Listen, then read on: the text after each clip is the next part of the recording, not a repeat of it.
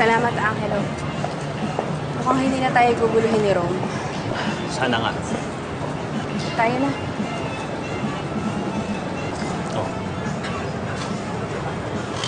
Bakit? Ay, makamikirot na naman.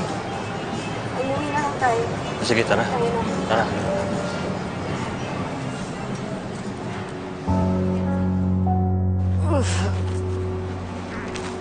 Sakit! Bakit ba ganito to? Tumadali na kita sa ospital. Uminom na ako ng gamot. Baka napagod lang kanina o na-stress. Dapat siguro hindi ka na lumabas. Baka nakadagdag din sa stress mo na nakita mo si Rome. Okay lang yon. At least nandito ka pa rin. Baka mamaya, wag naman sana, tumakas kayong dalawa ni Rome. Huwag mo nang isipin yun, hindi ko naman gagawin yun eh. Konsensya ko na lang na iwan ka ng ganyan. Kailangan pala ako magpasalamat dyan sa konsensya mo. No? Wala ka ng utang na loob ko sa kanya eh. Kuha mo na kitang tubig.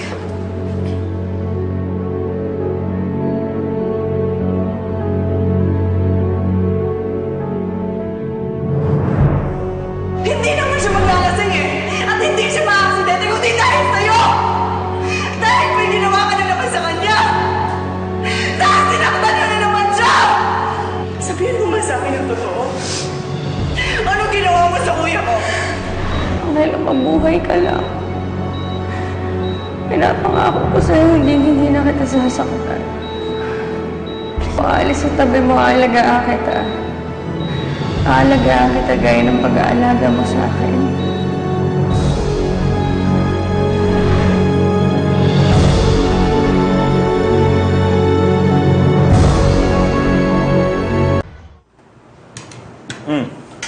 Hipon ulit? Specialty ko kasi yan. Yan talaga ang pinagluluto ko para sa mga importanteng tao sa akin. So, pati si Rome pinagluluto mo niyan. Hindi kay nanay. Pagbalat kita. Sige.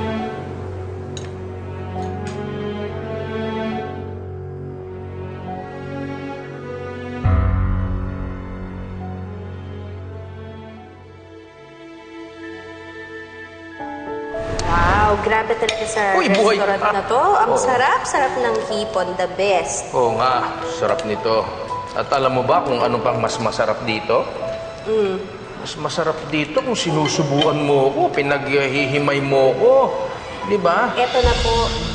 Wow. Ayan. At huwag kang mag-alala. Hanggang sa pagtandanan, ipagbabalat kita ng hipon. Wow. Alam mo, wala na akong ibang titig ng ibang hipon. Hindi lang dyan. Sa'yo. Gagawin mo talaga yan? Siyempre naman. Oh, ito pa, oh. Inipon ko na for you. Hanggang sa pagtanda mo talaga. Kahit ano? Kahit maputi na ang buhok mo. O kahit wala na. Of course. Ba't natigilan ka dyan? Sino iniisip mo? Yung baso pala nakalimutan ko.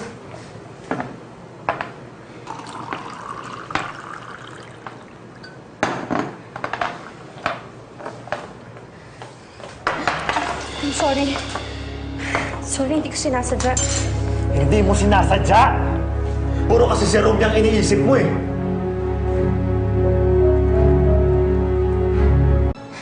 Kailangan mo ba talaga akong sigawan? Bakit na-offend ka? Sa tingin mo ako hindi ako na-offend? Simula nung nakita mo yan si Rome, lagi ka nang tulala, lagi nang lumilipad yung isip mo. Bakit natahimik ka? Kasi totoo, di ba? Alam mo, kung may magagawa lang ako para tanggalin siya sa isip ko, ginawa ko na. Pero hindi madali yun. At alam mo rin na hindi madali yun. Kaya kung pwede lang, sana unawain mo naman ako. Dahil ang importante, nandito na naman ako sa tabi mo, di ba? Bakit? Anong iniisip mo? Anong ine-expect mo? Na sana sumama ka na lang sa kanya? Na hindi ka makasama sa kanya dahil naaawa ka sa akin? Dahil binabagabag ka niyang konsensya mo, ganon? Pero hindi ganun yun. Hindi ganon? Hindi sa ganon? Wow! Thank you, ah! So ano iniisip mo ngayon? Ha? Yung masasayang memories nyo? Nag-reminisce ka habang kaharap mo ako? Emma, ipapaalala ko lang sa'yo. Ipapaalala ko lang sa'yo sa lahat ng ginawa ng Romeo sa'yo. Nang babae siya sa'yo, pinagplanuhan niya kayo ng babae niya kung paano kayo maghihiwalay. Tapos nilayo niya sa'yo si Austin ng 3 taon. O baka naman pati yun, nakakalimutan mo dahil sa bulag mong pagmamahal! Tama na. Tama na. Ginawa mo sa akin to eh. Kasalanan mo to eh. Sumibig ka sa kanya bago pa tayo ikasal! Bago ko makakalimutan yun, Emma. Paano? Tama na, please. Pakiramdam ko ako pa rin yung talo. Pakiramdam ko wala pa rin akong kwenta kahit nandito ka sa harap ko.